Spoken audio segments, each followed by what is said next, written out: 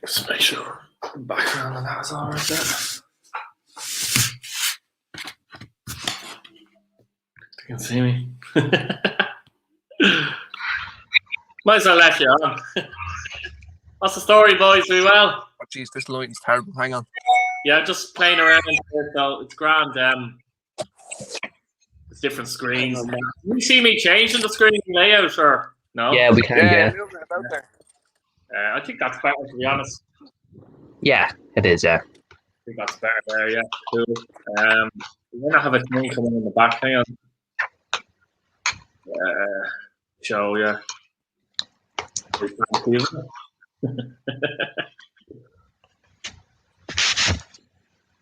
I fucking forgot. I was out, got a phone call this morning. My mum was like, "Can you drop up firewood?" I was like, "Oh yeah, I'll do that. That's no bother."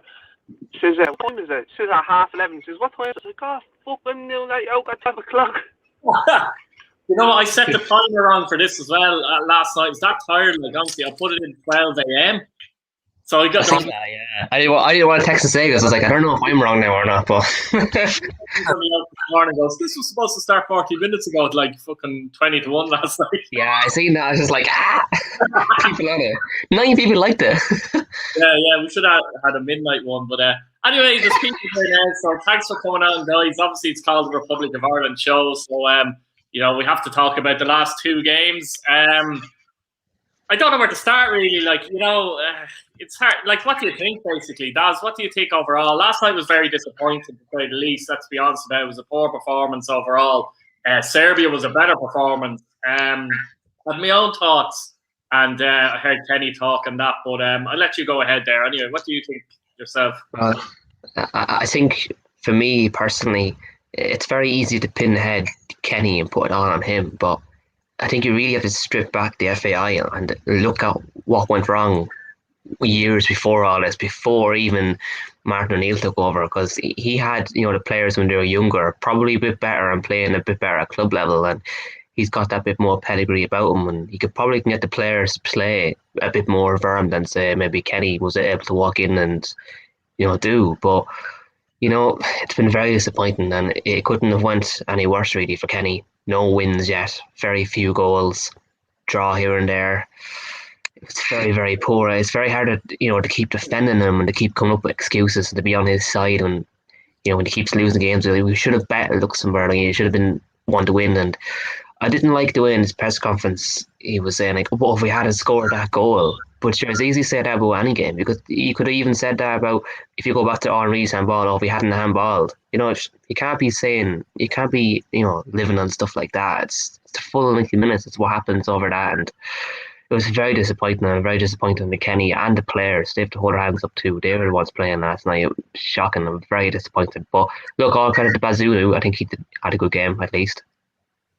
Yeah, he did, actually. That was one of the rare good things about it. What did you think overall, Philip? Or what do you think overall? I'll be honest with you, I've never went to bed last night in such bad form about any football game in my life. I think this might be the lowest point that I've ever been from a football perspective, It's just very disheartening when you can see that you're trying to do the right things, and you're not trying to just play lump ball. Like, you're really trying your best, and it's just not working out, because it doesn't seem to be working out at the moment. I thought overall it was kind of the game was more, it had more of a friendly vibe to it. There was no intensity. I thought we were good for a good part of the first half, but after that it just went downhill, and it never really. I thought maybe 5 or 10 minutes in the second half we were okay, but after that it just all went downhill. And obviously we're talking about Gav. It was great to see him make his debut, another League of Ireland graduate. But look, you're plucking at straws, trying to find positives now at this stage.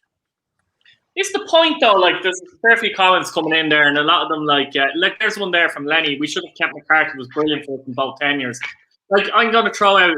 I'm not sure he was brilliant for us in the last tenure, to be honest with you. I think people are having a little bit. There's a short memory thing here going on. I mean, there were some awful performances under Mick McCarthy as well. We weren't scoring goals either. The first tenure I completely ignored because it was good. But with Roy Keane, with Robbie Keane, with Damien Duff, with Richard Dunn to name but a few. We have nothing like that at the moment. Like I was talking to my father last night, who was born in 1961. He says the worst set of Irish players he's ever seen. It is in my lifetime as well. They're going back since the Charlton era. Convincingly, like very comfortably, the worst set of Irish players. I'm not here to defend Kenny, to be honest. I'm not here though. It's more like I don't really care who the manager is, if you get me. That's my point of view. And this is something I was talking to Daz there, in fairness, before these matches came along. And I did say to you, Daz, that we've got an awful lot of players who aren't playing at club level, and the ones that are playing aren't on form. How can any manager have a magic wand and make them all of a sudden come together and be on form as a team? Because most of the players, look at the players last night, like Coleman has been in and out. O'Shea, even a good player, but he's been in and out of the poor West Brom team. Clark has been playing for an awful Newcastle team. Doherty's been terrible for most of the time at Spurs. Stevens is struggling at Sheffield United. You can go on here. Collins has been in and out of Luton. Malumbi has been in and out of Preston. Robinson's barely getting the game. And I think what happened last night compared to the Serbia game as well is that the players look like they couldn't handle two games in 3 days. I wouldn't be even talking about Kenny in, Kenny out. In my opinion, it's not. It goes deeper than that for me. You can go back the last 20 years as well. Where do you stand on all that yourselves? Daz, we'll go with you first there. Well, look, there's been no infrastructure. There's been no investment in the League of Ireland to start off with, or grassroots level where it all begins. There was some mad stats going around about the underage, under 21s teams the last few years of how many actual Irish born players are playing, Or you see a player for England and they're not getting in, and next minute it's like, oh, you could play for Ireland, and everyone's jumping on that ship rather than saying, why aren't we trying to get players playing from here? Or why aren't we developing our own players here? And then they're going to the UK and doing well. That's not happening. It hasn't been happening for quite some time. So, as you said yourself, to have Stephen Kenny in there and to blame him, it's so easy to do, especially the fact that he's from the League of Ireland. And let's be honest, a lot of people don't watch League of Ireland who are Irish. They don't. Or they might take some interest in it, but they're not fans of it. Unless you have a club in it, you're not a fan of it. And a lot of people begrudge Kenny going in. They're like, I don't know about him, he hasn't really managed England. What has he done? And people are then looking back at Scotland days going, but he was failed over there too. But going back to that, there's been no investment in the League of Ireland. There's been no investment in infrastructure. Even school teams are poor. It filters the whole way down to the fact when we're leeching on players that won't get into England to play for us. Even last night, Now I know, they played for Ireland, and that's fair enough. But if you're to go through players in the last 10 games that weren't born in Ireland, it just tells its own story of where we're going with players, and it tells its own story of where it needs to start. And it all goes back to Delaney, where he didn't invest money and just didn't care, and the league was called a problem child, and that was it, and it was left aside, and the League of Ireland has suffered dramatically. See, there's a point there. Someone says to play the pensioner Shane Long is a travesty, but that's the point. Yeah. Shane Long is struggling for Philip for Bournemouth as well, and we're relying on the likes of Shane Long to come on and players like that. Where do you stand on all those points yourself? I think it just goes to show that Irish football is rotten to the core, unfortunately, and we're all people that wish that the shoe was on the other foot and Irish football was doing well. This is not a League of Ireland thing. This is not a John Delaney thing. This is, as Daz said, this is a structural thing that has been ineffective and not active for the guts of 20 to 30 years. I think we got very fortunate in the early 2000s to come across the players like Roy Keane, Damien Duff. But before that, then you're talking another 10 years prior to that we had a decent squad, or a squad that was performing. It wasn't in a downward spiral of quality of player, though, hasn't it, Philip? That's it. And it's just I don't know, because I was thinking about it last night when I went to bed, and I know we could turn around and say that, a 1-0 defeat to Luxembourg, it's the worst night in Irish football history. I get that, I can see where people are coming from that. But I like to see myself as the glass half full. I like to see that maybe this could probably be a turning point, for where we're going. I hope they don't sack him, because if they don't sack him after this, then people know that he's going to be there. But But another side to it as well, Keith, is look where we are. Do you know what I mean? We're in a pandemic. I know people allude to this a lot, but like Irish fans do play a big part in how our team performs, you know. And the fact that we haven't been able to go to the Aviva and fill the Aviva out and get behind our team, I'm not saying that would have changed the result last night, but I would imagine it would have had more of an influence on the players, you know, in terms of adrenaline and like being in the moment with fans, you know. Look, it's very unfortunate, very upsetting. Like, you know what I mean? As I said, I've been fucking in the dumps since watching the game, you know. And as has everyone else in the country with what's going on. So, look, we all hope that it can be a turning point, but it's just like it's hard to take any positives, as I said previously. Yeah, you touched on something there about, you know, like we lost to Luxembourg, but seen there the other day there that Northern Ireland were beaten 3-2 by Luxembourg, and obviously Michael O'Neill got them to the Euros as well. So Luxembourg, like, yes, it's a bad result, don't get me wrong, but they've had some decent results over the last few years. They drew 0-0 in France as an example. So they're not, I think people are looking at them as if they're a Liechtenstein. Yes, we should be beating them in many ways as such, but they're not that level either, like, do you get me? Jake makes a good point there. He says, like, for myself as a teenager, there's literally no way for me to get onto a League of Ireland pyramid. There's no grassroots clubs around me. You know, it's a bit deeper, but that's the point as well that I'm trying to make. Like, too many people are kind of saying keep the manager, sack the manager. I'm not even considering keep the manager, sack the manager. You know what I mean? There's problems elsewhere that have fed into this. Like, we've qualified for 2 of the last 7 tournaments. That's nothing got to do with the current manager. You know what I mean? And even the last time we qualified, in fairness, we were lucky that we got Estonia in the playoffs. You know what I mean? So, you know. And I thought we were in a better stage there a couple of years ago under Martin O'Neill. Now it's started to go downhill, and that's because the players are starting to get worse, in my opinion. And that's why it started to go downhill for Martin. Like, Shane Long was declining, various other players were declining. Hendrick has been off the boil for so many years as well. So Brady has been injured the past few years. So these players that were doing well for O'Neill, by the end of O'Neill, they were struggling as well. Like, you know, James McLean there came on as a sub, hasn't played in a month. Do you know what I mean? So it's very difficult. Kenny was talking about, I think he sounded like he wanted to play 4-3-3, but felt he hadn't the personnel to do so because McLean hasn't played in a month. It's going to take a lot for winger. There's no wingers available for him, basically. Like, you know, it's like, again, I'll say it again, like, it's, you know, sacking the manager. I don't care if the manager was Mourinho or Kenny or whoever. I don't see the manager changing an awful lot. And as you said there, Philip, 2 games in, I don't think we're going to qualify. We might as well keep the manager down for the full campaign. Yeah, you know what I mean? At least, like, what do you think, Daz, overall? Well, I think though too that, you know, the FAI aren't going to sack Kenny. You know, they're just going to be wasting money to sack him now, really, because it's looking like we're not going to qualify or have a shoe in a qualifying. So there would be no point in really getting rid of Kenny. You know, maybe better off to play. Yeah, no, look, I don't think they will. There'd be no point really at this stage. They probably should play the younger players, the ones who are going to play in the future, the ones who are in form. I see that as the way going forward. That's the point, Daz, just put across you there. Who is in form, genuinely? Who's actually in form? I think, though, like, you know, Hourihane was in form, but he was obviously injured. Yeah, you know, exactly. That was a big one for us. Randolph wasn't in the team. Coleman, he's been in and out. You know, Clark, not in form. You know, you have Darrell Elton, I thought was okay for Blackburn, but he was getting in and getting out. He's the captain as well. He wasn't really playing. Brady had 2 20 minutes, 40 minutes appearances for Burnley. You know, Robinson, he hasn't been in the team. Shane Long, 8 appearances for Bournemouth and 2 goals. Parrott had to drop down a level. Bazoon, who, you know, as I said, I was under a fans forum asking about him. A lot of people didn't do that. I did that. I went to research and see what the fans think of him. They weren't overly impressed with him. No, we don't have any other goalkeepers starting. Stevens is relegated with Sheffield, you might as well say. So his morale will be down. He's not quite the player he was last season either.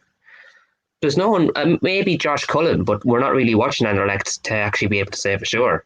And to be honest with you, I will say about that Josh Cullen, he was kind of built as a bit of a saviour. Now, I'm not saying he's a bad player, but the Belgian league isn't strong. Really, it's not strong. There's a lot of weak teams there. I'd argue the championship is probably a bit more difficult. Yeah. I know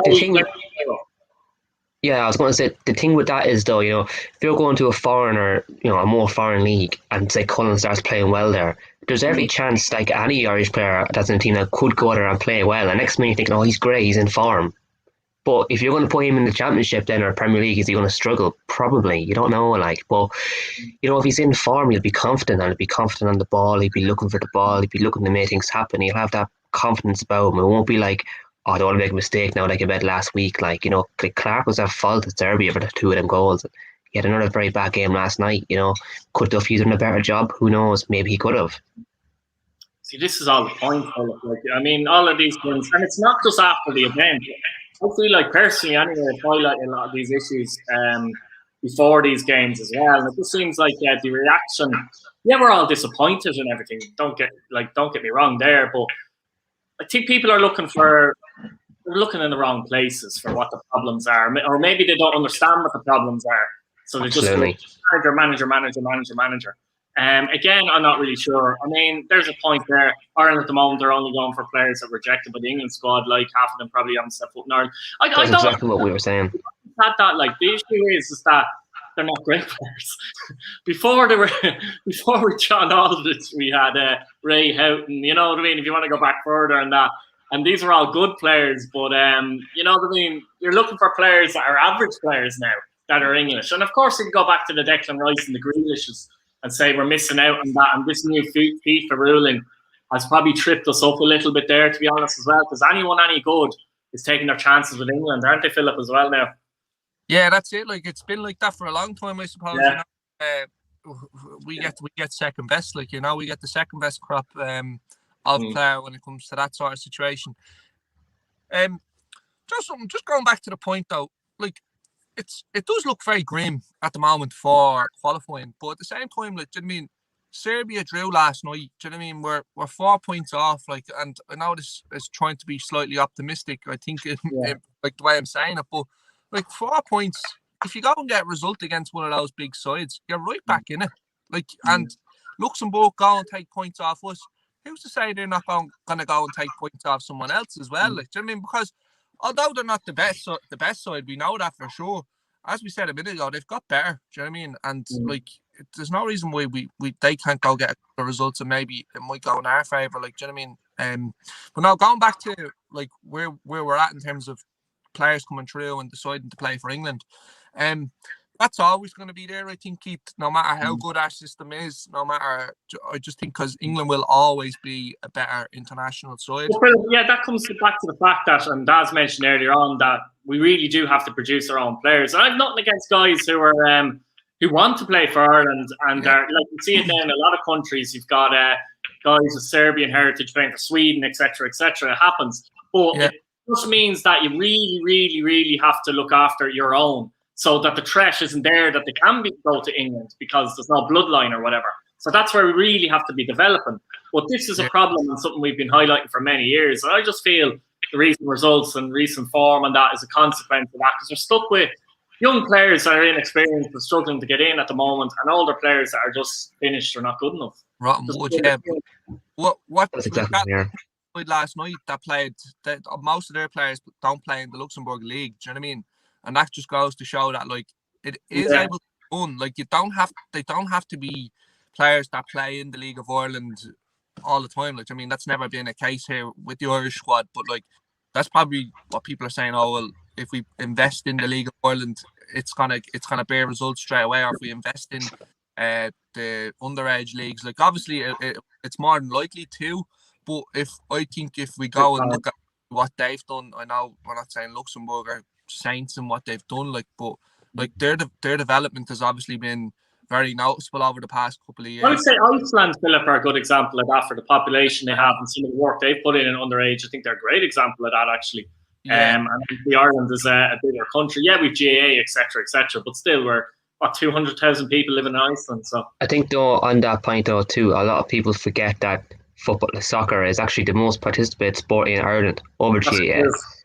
So a lot of people, like, to using GAA excuse to me or anyone, they're just ill informed. They haven't researched it and actually looked it up that soccer is the most played sport here, and a lot of people who like GAA tend to also like soccer, and probably support a soccer team too. So people can't really go down the GAA route. It's definitely with the FAI and infrastructure and coaching and underage setups and stuff like that. I think it's where the real problems are lying. Lack of marketing strategy, etc., etc. And it all comes back to Delaney's tenure in particular. Like, there is good work being done, like, but the other point is with Kenny and I suppose any manager, that Kenny is kind of like the poster boy in many ways for us trying to change culturally the way we play. So the kind of manager in a way is irrelevant. I've always seen that as him as a transitional manager. That do we want to go back, let's say, and sack Kenny and go back to route one, you know, with everyone behind the ball and watching that crap again? Because some of the games we've seen under McCarthy and O'Neill later on, in particular, because of the players we have as well, it just wasn't enjoyable to watch. I did enjoy some of the games. I did enjoy the game against Serbia from our point of view and the way we played. Now, the way we played last night wasn't good, and I do think fitness comes into it there with so many players struggling for game time. But, you know, do we want to change? How much do we want to change? People seem to think that, you know, if we play defensive football, we're qualifying for tournaments. But I'll go back to saying we've qualified for 2 of the last 7. And one of them, you know, we're a bit fortunate, you know what I mean, Philip, against Estonia as well. So, like, how do you see that? Yeah, no, you've hit the nail on the head there, Keith. To be honest with you, last night I saw one of the best passages of play I've ever seen in football. To be honest with you, Collins chance. James Collins. That was one of the best passages of football. I genuinely thought we were watching Barcelona. Like, you know, the way they went from start to front. It started with Bazunu, and there was a genuine build-up, and it was we actually beat the press. Like, yeah, we beat the press. And to be honest with you, I said at half time to her father, I said, that's one of the best passing moves I've seen for a long, long time. And like, it's hard to take that sort of little positive out of the doom and gloom situation that everyone thinks we're in now. Like, do you know what I mean? But like, ask Martin O'Neill to get a squad to do that. Give Martin O'Neill those set of players and tell him to go and play football like that. You know, even Trapp had stronger players, remember, as well, and we didn't see that much. Like, in fact, we saw a little bit against France, but it's a well-known fact that the players decided to play themselves that day. Literally, they actually came out and said that as well. Like, the Katema was in the huddle that they just disbanded what Trapp said, and we're going to play like what they said. Which is mad, by the way, but you know, but Trapp, you know, probably would have taken credit if they went through. But again, people are forgetting, aren't they, that we had a lot of good players, like we better players. And the funny thing is, I always knew this would happen. Everyone used to criticise Glenn Whelan, lads. Glenn Whelan would walk in our team now if he was younger. I'd have him back. Yeah. This is what I'm saying, like. Yeah, I was thinking that before you made that point, Keith. Imagine Wes Houlihan now. But I genuinely think he should be playing still at the end of the years, like, do you know what I mean? Just of how well he's doing at Cambridge. And I know that sounds very silly, but he is just Stephen Kenny's dream. If he's 27, you know what I mean? In terms of how he plays, it honestly breaks my heart to think that he missed out on so many years of international football. Do you know what the funny thing is, Phil? You won't believe this. He had 40 odd caps, but I like substitute appearances as well. Like, you know, he could have had a screaming out for him now. Like, he played Alan Brown on the 10 last night. Brown was awful, I have to say, in the 10. Yeah, he's mainly been playing for Preston at right back or right wing back as well, more than the number 10 with them. But that shows, a lot of us were asking the question, who can we play at 10? And you're struggling you probably saw something in Brown, but you're struggling to pick players. Wes Houlihan would be perfect. Brady, maybe 4 or 5 years ago, would have been perfect as well. Yeah. Then fairness, last night Brady done okay when he came on to a degree. He just hasn't got the fitness levels these days. He's just injured all the time, and he just can't. Would you say Jack Byrne, if he's fit and playing up well? I actually think. I'm not saying this again, but Jack Byrne is. I think he was lost. I mean, if you look at some of the way he played, mainly under McCarthy, wasn't it really? Has he played under, I can't even think, Kenny. I think he has. But the Bulgaria game, for example, when he came on as a sub and his passing ability and that, and I think there was a lot of space last night. If you gave Jack Byrne the space Alan Brown had, I've no doubt that Jack Byrne's passing would be better. Now, at the same time, let's be honest, Jack Byrne's a good player, but he's not, as like Donny Jones would say, or Eamon Duffy would say, a great player, let's say. But he's probably better than what we have for that type of player, isn't he, Philip? Suits the role perfect, and watching him for the guts of 2 years, it's basically a role that he has done so well for Stephen Bradley and Shamrock Rovers, and he was the mainstay to our success over the past couple of years. And look, although results haven't gone their way over there, and he hasn't really got going with Applewell, like there's no reason why he can't kick on and get back into the Ireland squad, and hopefully he will play in the 10, because I think at the moment, looking at the prospects that we have coming through, like he's probably well, obviously he's not a prospect, he's mid-20s now, but he's probably the best option we have for the next maybe 3 or 4 years, and someone else comes along that's gonna step up into the shoes. Do you know what I mean? And like, even though we're talking about the underage system, like, you know, there is a couple of positives, because there is still players coming through that are performing at underage level. Do you know what I mean? So like, it's not all completely doom and gloom. There are people to look forward to, like the Luca Connells. Do you know what I mean? I know that guy that I can't remember his name. He had a couple of nations he could have played for. He wasn't granted Irish citizenship, but I'm pretty sure. I can't pronounce his name. Johansson. Yeah, Johansson. Yeah, I'm pretty sure. Sorry, yeah. Like, do you know what I mean? If he came through, that would be great. But look, again, Jack Bourne probably is the best option for the moment, in my opinion. But he does need to get going with Applewell. I'm just looking at the comments there. We couldn't beat Craggy Island at the moment. Is there anyone in Craggy Island who can play for Ireland? That's true as well, but that's the point as well. Like, it's going to take time for young players to come through, and you know, in defence of the manager in this kind of way as well. Like, regards to the manager, the amount of injuries he's had is actually ridiculous as well. We haven't a great squad, and then to combine that with injuries, I think he's seen Adam Ida as his main man up front for what he wants to do, the way he wants to play. We haven't really had Connolly in a proper sense because he's been injured as well. You mentioned Horton, probably the player who's mostly in form at the moment, who I suppose he could have played in the number 10 role if he wanted to do that last night as well. So, you know, you're playing players that are unfit, that aren't like Jason Knight is a good young player, but ultimately he can't be the saviour. Like, he's playing with Derby in the Championship, so he can't be the saviour. He's done well, but I'll stop there. And be then honest, you want to say this, Jamie McGrath. I do think Jamie McGrath, actually, we made that point, didn't we, Daz, before? There was an argument for Jamie McGrath to have been in the squad anyway, wasn't there? Yeah, definitely. Like, you know, he's playing. He was in form. He'd be confident. I think any player that's playing and in form should be included if they're at a decent enough level. And let's be real, most of our team are Championship players. You know, and if they're in the Scottish Championship or Scottish Premier League and doing okay, maybe include them, see how they do. It's not the worst league in the world, and we certainly don't have players at the highest level anymore, you know, like as in we do at the highest level in Premier League, I mean as in, and top clubs playing well. We don't have that anymore. Doherty's on probably arguably the biggest club, but he's not doing good. He's having a very, very poor season.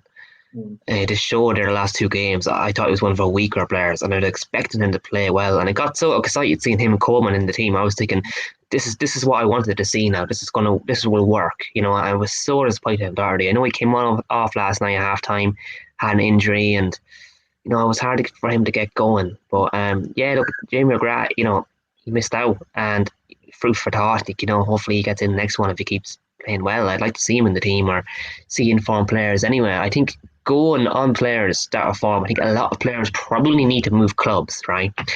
Brady needs to go and get game time. You know, Parrott, he's playing, but you know, he's the future more or less. Shane Long probably won't start the next campaign. Robinson, if West Brom go down, probably playing in Championship. Stevens will probably play next season. All these players hopefully will be in form next season if they're playing at different levels or different clubs, and it could be, you know, a different look squad next year.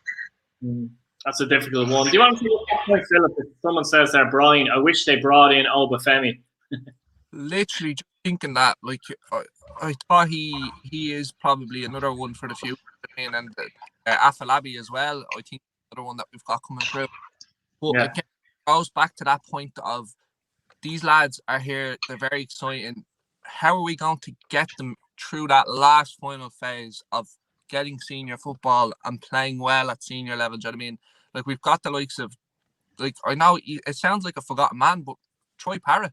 Do you know what I mean? I know he's had a couple of injuries, but like he's not been anywhere near what people were expecting him to do. He was supposed to run amok. Do you know what I mean? He was running amok in underage. I've seen him live himself, like, you know, and he looks a very good player. But you're right, yeah.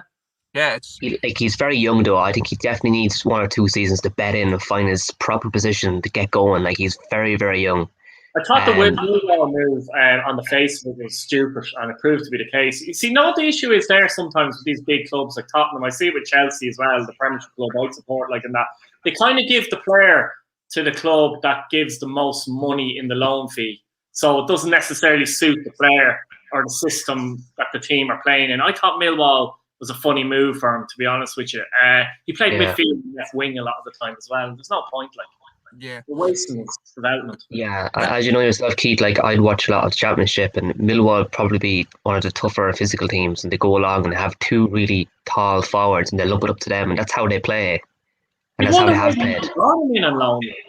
It's just stupid, like, even for themselves. What was the point in bringing them in on loan? Maybe just have an extra squad member. I don't know. Maybe they were weak in terms of numbers. It's a strange one, isn't it?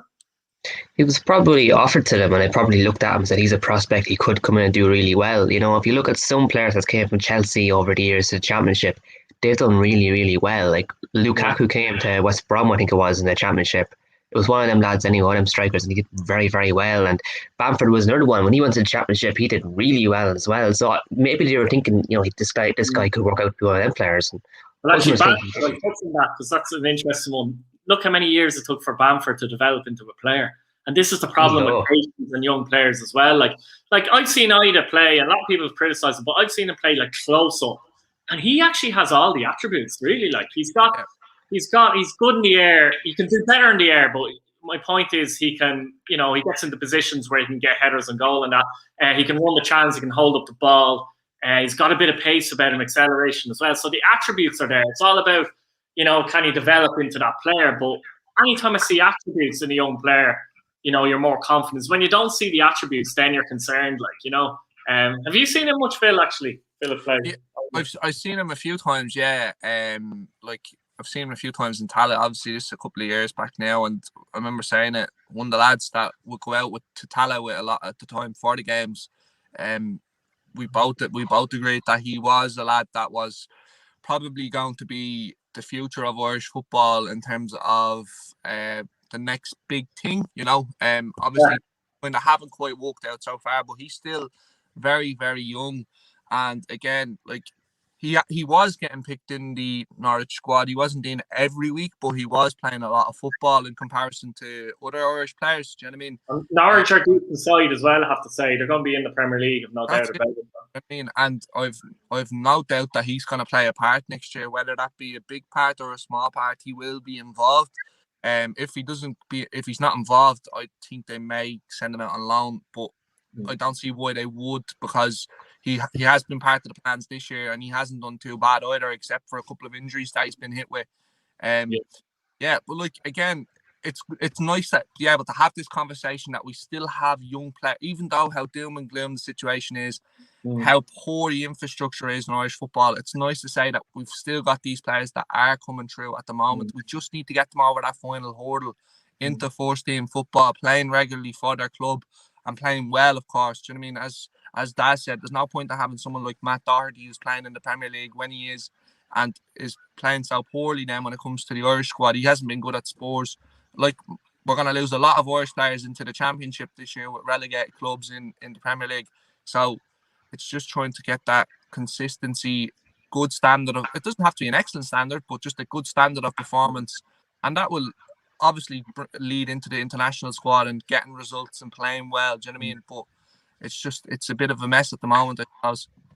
I think simply actually getting players actually playing more often, even with the standard they're at, they probably would have had more cohesion, a bit more fitness last night. Like, I thought they tired badly last night, didn't they? That was one of the major factors. Like, Luxembourg, you kind of expected them to score, and they scored in many ways. It was coming, wasn't it?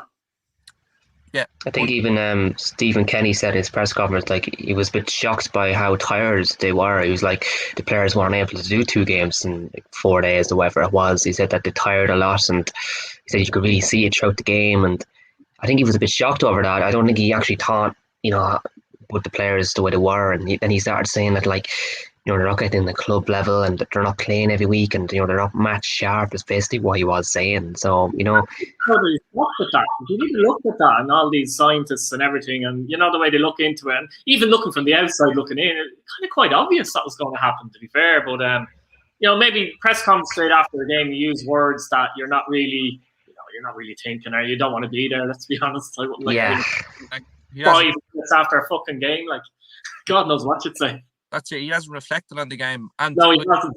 Yeah, exactly. The thing that does bother me though, is that players that are playing at clubs that play 3 times a week. Do you know what I mean? There are a couple. Not all players play 3 times a week, but do you know what I mean? The likes of Doherty, who came off injured. Do you know what I mean? Even though he's not playing, he's training day in, day out to be able to play 3 games in 1 week. Do you know what I mean? Yeah. There's no different training regime for players that aren't in the starting 11 to other players that aren't. Do you know what I mean? So it's things like that can kind of get under your skin a little bit. But look, after he went down after 20 minutes, was it, feeling his hamstring? To be honest, from there on, I didn't really see anything from him. I didn't think he contributed at all. But let's be honest, a lot of players didn't contribute last night, and it was great. It was great to see Gav, and there was bits of play, as we said, passages of play that we had, but overall we were just very poor on the night, and it's doom and gloom at the moment, but you try to take the positives. I think no matter what Stephen's legacy is, I'd keep him to the end regardless. I don't care who, it could be any manager, I'd keep him to the end, it's no point. But if he's the manager that brings through the young players and gives them a taste of it, for the next manager possibly to maybe kick on and improve things in other ways and things like that as well, then great, I think. You know what I mean? I've seen it before. I've actually seen it with GA teams as well, where transitional managers have got criticised and people have looked back and have gone, well, actually, you know what? There was a foundation laid there. Honestly, I think there's a separation here of some people kind of going, we have to get to the World Cup. We need to get to the World Cup. And other people going, we have to change our culture and we have to get these young players coming through. And that's the divide. Personally, I'd be on the side of getting the young players through for the future, because it'd be different if you qualified for the last 5 or 6 tournaments and this was the case. But, it's the patience thing as well, that comes into it, isn't it? That's the thing, yeah. Changing the culture, it's not a job that's done overnight. It's not a job that's done in 1 year or 2 years. It could take 4 years and 2 campaigns to do, 2 different ones to do. And a lot of people just want instant results. And it's not like club football where, after 10 games, he probably will be out. Or after 5 games, not winning, right, I have to cement the back 4, I have to put 4 midfield, 2 up front and go along and get results, nick a result. It's not like that.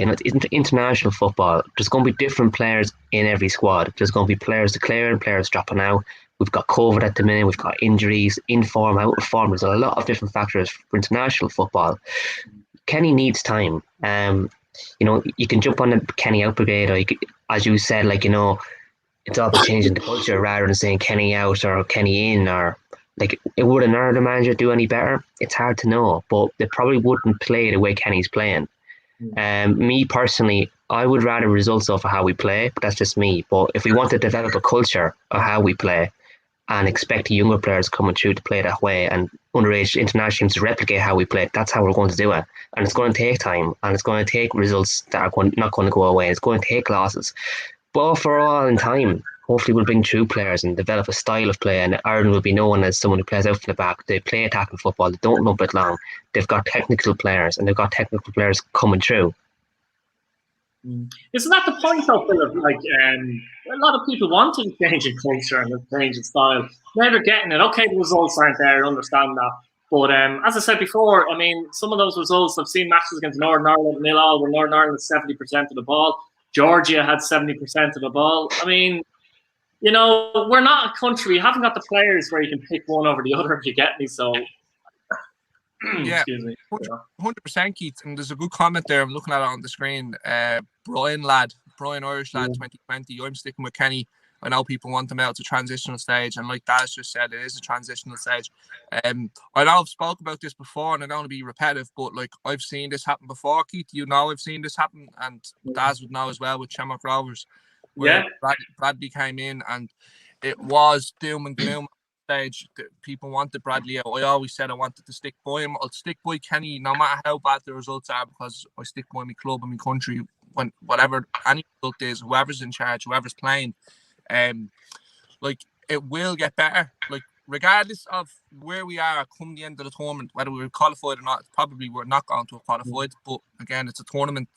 This tournament, I don't think is going to be the best tournament we've seen. Do you know what I mean? I don't think it's going to be as like with fans there, do you know, because like it's with the whole COVID situation. So I think that maybe we might be getting off lucky with in that sense. But again, it's just going down to, if we stick to this, we will reap the rewards. Whether that be with Stephen Kenny, with someone else, that's all to be decided. But like I guarantee you now, when we get to the end of this stage, or at the end of this qualifying campaign, we'll say, okay, right, we've got something to go forward with here. Do you know what I mean? Because there's no way you can tell me that the likes of Gavin Bazunu playing, do you know what I mean? Brown, although he's not maybe the best talent we have, I thought he played exceptional against Serbia. There's players that you can just pluck. Dara O'Shea have more experience. Do you know what I mean? There's hopefully Adam Moida, by the time the qualifying campaign's finished, he's back playing with Norwich. Nathan Collins in there for the future. Nathan Collins of Stoke, he's captain exactly. of the side. These players. Leo Connor. Yeah, exactly. There is a list there. Obviously, we need to get them into that squad through those. And keep reducing the list, if you like, as well. Yeah. We need to keep that going, yeah. It does go.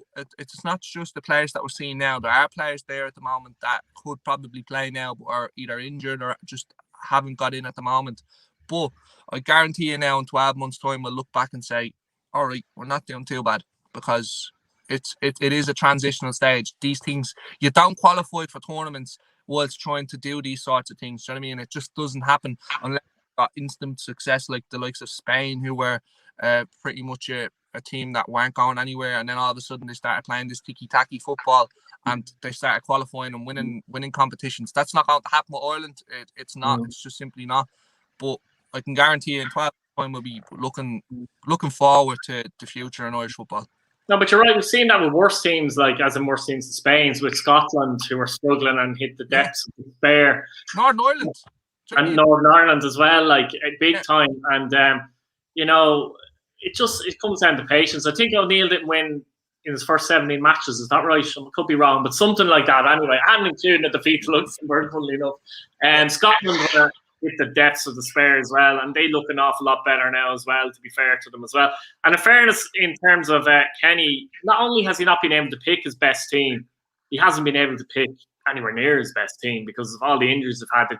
12 players missing, I think, for Slovakia, for example. I think though too, when we did our 1 to 11 video, I think there was 14 or 15 players out that you could have picked from that day. They were all out, and we were putting a skeleton team together of the best players we could pick at the time. And as well as that, Kenny hasn't had a lot of time with the team. Like, he's had 3 games in a week this time. He's going to have Qatar next week, and then we'll probably have 1 or 2 games in June, I think, friendly games. But then, in September, you've got 3 games in a week again. You got Portugal, you got Azerbaijan, like that's going to be very hard again. And he's not going to have a lot of time with the team again. He's going to be going in a day training, lads arriving late. Then you're going to be travelling. You're going to be doing match preparation, then a match, and then you're going to go home, rest again, match preparation, and another match. All in the space of 2 or 3 days.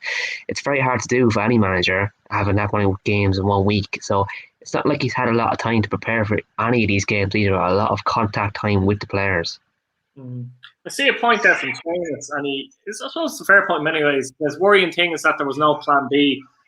Sure, pass out to Clark, that's Stevens. Yeah, I get all that, but the problem is when you want to implement a good plan A, you kind of have to keep playing the plan A, don't you? Yeah. Otherwise, I can understand that, it's a difficult one. I can understand his point, but I would kind of mention that point as well. What do you think there, Philip?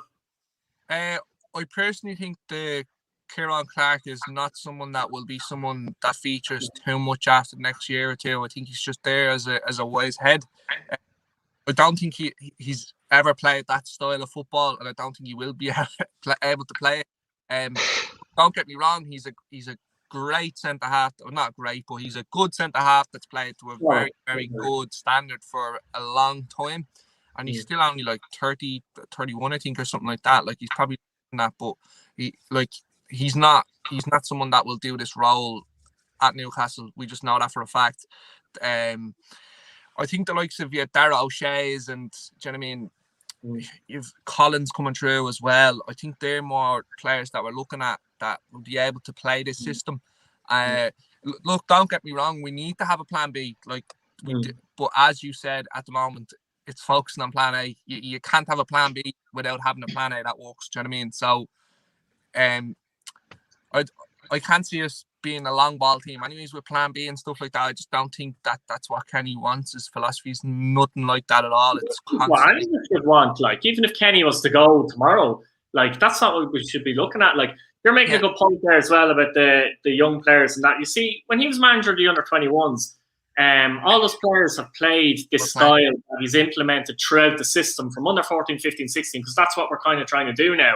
But you can't just bring all of the under-21s into the senior team. He probably wants to in many ways because he knows they'll all understand his game. But could you imagine he'd get absolutely hammered for doing that? I think I'm right in saying that Kenny actually best the senior team with his 21s there as well last year.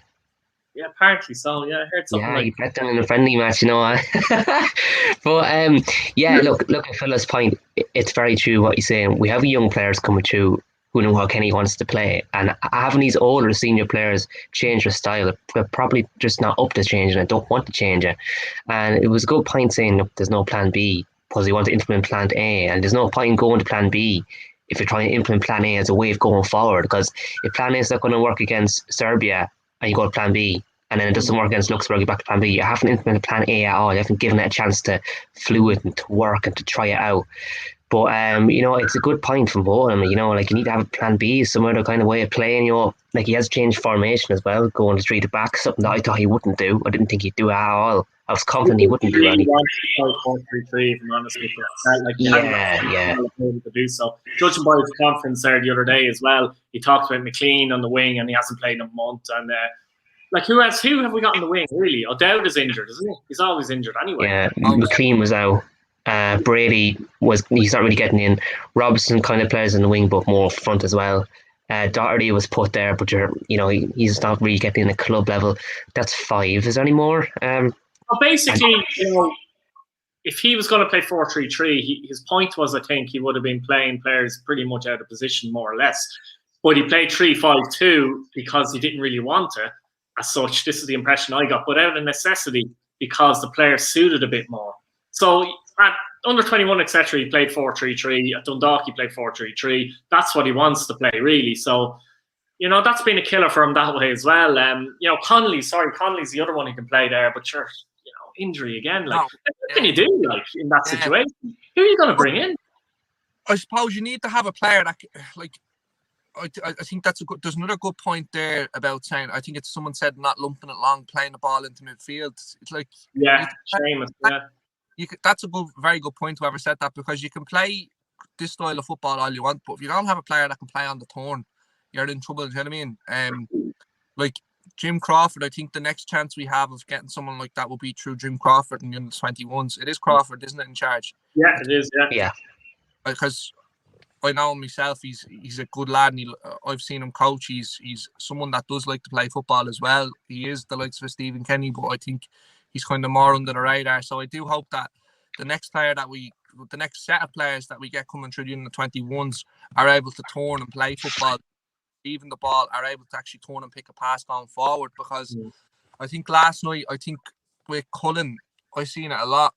It kind of reminded me of who else was it that done it? Glenn Whelan. Nice. Side to side. No transition into the final third. Do you know what I mean? So, like, was that his fault, Philip, or do you think the lack of movement? Lack of movement. There was one stage, I think it was 25 minutes in, when we were trying to play out from the back.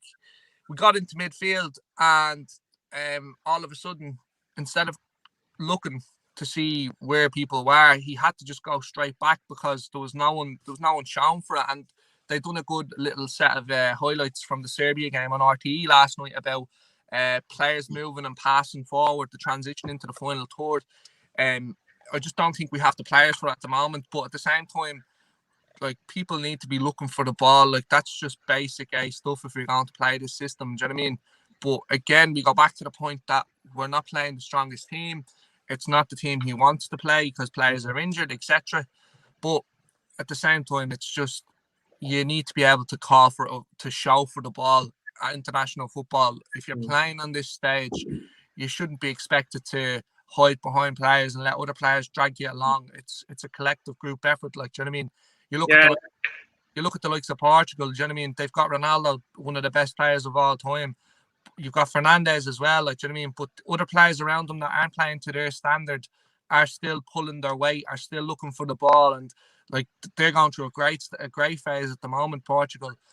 Look, we're now Portugal, but at the same time, you can see it in what they're doing. Their players are looking for the ball. They're getting on the ball. They're turning. Now they've got a bit more talent and such, but that's kind of something where you look for and say, right, they're not a team of world beaters, but they're getting involved and they're trying. They're on the turn, looking for the pass going forward rather than playing backwards. Do you know what I mean? Which is something that has been embedded in Irish football for years, and hopefully it's something that is changing because, as I said, we see one of the best passing moves of any Irish team in history last night, but it needs to be more persistent. It can't just be once a game. It needs to be 10, 12 times a game going forward with good, consistent passes that are going to open up defences and create chances for you. And essentially, that's what wins you games of football. Do you know what I mean? So we just need to do it more. We're in a rough stage at the moment, but I'm sure yourselves, lads, you are both people with common sense, know that this is the right thing what we're doing. Sometimes, lads. We think we are. Like, this is the right thing what we're doing. We're going in the right direction. Results don't show it at the minute. Again, you're going to have these Kenny out folks and completely justified stage. Like, let's be honest, no one gets judged on how they play football. It's what results you get. Do you know what I mean? It's a results game. And at the moment, you could sack Stephen Kenny and say, yeah, well, that was coming because we haven't won in 10 games. Do you know what I mean? Like, that's what happens to managers that don't win in 10 games. That's the thing, yeah. Like, if you look at any manager, if they if they don't win in 10 games, they're more or less gone. You know, their head is gone. Like, that's the bottom line. He hasn't won a game yet. He's scored very little goals, draws here and there, nothing to really shout about. And he can make every excuse for him of the world that you want, but he hasn't got a win. He's lost to Luxembourg. There's been a few okay performances here and there, but like you said, the passages of play need to be persistent. They need to be persistent and consistent in games. It's not just one or two a game. It's not okay. If you're going to play like this, it needs to be consistent throughout the whole game, all the time, getting forward, getting chances, making chances. The players need to be able to do it, and if they can't do it, you need to change your style and adapt to how they can play and try and bet in the younger players to play how he wants to play and after all that. But no win in 10 games, I think it is. He's no win at all as an early manager. Very few goals scored. It's not looking good for him at the minute, but I don't think we should sack him. I don't think it's the way to go forward. Keep him, play how we're playing, get the younger players better in, and go again next season, the next campaign. The older players will probably be out, and the younger players have more experience, and they'll know how he wants to play, and they'll have gotten more game time then too. I think that's it as well. With the older players, they go back to type a little bit as well. You're going to say something there, Philip? I was just going to ask you, do you think if they had the money, they'd sack him? Yes. Probably, yeah. Yeah. I think they would. Probably would, yeah. Yeah. Well, let's hopefully look back on it in a couple of years' time and say, Jesus Christ, thank God they were broke. Yeah. Yes. Like, as I said, I just think given the full campaign, regardless of the results, and then make a decision. And if they sack him, fair enough. But I still think they would have benefited from laying a bit of a foundation in, as long as they don't go back to type and go back to another manager, go back to dinosaur football again. Because as I said before, these young players coming through at under 21 from under 14 are not playing that style of football. So we've got to be playing that style at senior level now. It's just going to take a long time to... Already he's kind of edging Hendrick out, to be fair. You know, he hasn't started him, and I was very surprised about that. Yeah. He hasn't started Hendrick, he hasn't started Duffy, didn't start McLean. No, he was out, wasn't injured. Long's come to the end. That's 4 players that maybe McCarthy probably will work well. Yeah, and went pragmatic, and maybe we would have got a result, maybe not. But I don't think the results would be an awful lot better, and I really mean that. Like, you know, I don't. What do you think of the Qatar game? Do you see it as a nuisance or an opportunity to maybe go the 4-3-3 and trying to see, there's a team up there, but I'm trying to see who's available to actually play a 4-3-3. It's not really there, is it? I see it as an opportunity. He needs to get a win. he needs to get a few goals, he needs to show attack and play, and the players need to step up and really need to show what they can do and that they want to play for Kenny and that they want to be there. Last night was a shambles, it was, and a few games they were terrible. A few individual players were shocking. It's definitely a game of opportunity for players to step in and make themselves available for the green shirt and cement a position in the team. I think Coleman has done really well playing centre back. Like, I didn't know how I was going to work out. I thought he's done really well. I thought he was one of our better players the last few games. I would actually start Bazunu too. I think he deserves to start. He made a very good account for himself last night. Yeah, look, it's an opportunity. He needs to get a win. It has to be a win. Play attacking football. Play how he's been playing. Who knows? 4-3-3. He might go that way. He might, cause it's a friendly. He might say, "I want to play this way. We'll try it out. Who have I got?" and try and go with it. Yeah, I think last night actually was evidence of the old guard and the new guard trying to play two different styles of football at times, and that's the issue you get sometimes when you're trying to do that. It was easier for him to do with the under 21s because they, as I said before, they were coming from under 14, 15, 16 playing the same way. But you saw evidence last night. I think you mentioned Kieran Clark and players like that. You know, they can't play that way. Darragh Shea can. You know, Jason Knight, I suppose, can as well, but he's only a young fella and he's coming through playing at Derby and that. But Malumbi can. What's that? Malumbi can. Cullen can. Malumbi can. McLumby's issue was I think he hasn't been playing for Preston much. He was knackered. No, we were discussing that there a while ago too. There's no game time, you know. For players at international level, you need to be playing. Like, you have to be. And I know, like, Sir Randolph wasn't getting in, but he never let us down. And ultimately, that's probably why Duffy wasn't in the team as well. He's not getting in at Celtic level, and he's not. He can't play with his feet as well as O'Shea can. So that's probably another reason why too. But players definitely need to be playing at the club level if they want to gain, especially the younger players that really need to make a name for themselves and get their career going. The older players, like Shane Long, he's probably going to be a sub now or the next year or that, he probably won't be in around Ireland camp much more longer. But definitely, like I said, Malumbi, he needs to be playing, he needs to get a move and play in his own position as well. I think it was important for Parrott at that time to move away from Millwall and to start playing in his own position and to get game time. Yeah, absolutely. I think we leave it there, guys. I think we've bored people enough. Guys, thanks for watching. Thanks for your comments. Enjoyed it. Like the video, subscribe if you're new, and hopefully we'll have better luck against Qatar. Thanks, guys. That was brilliant stuff. Excellent. See you later. See you, lads. Fantastic. Cheers.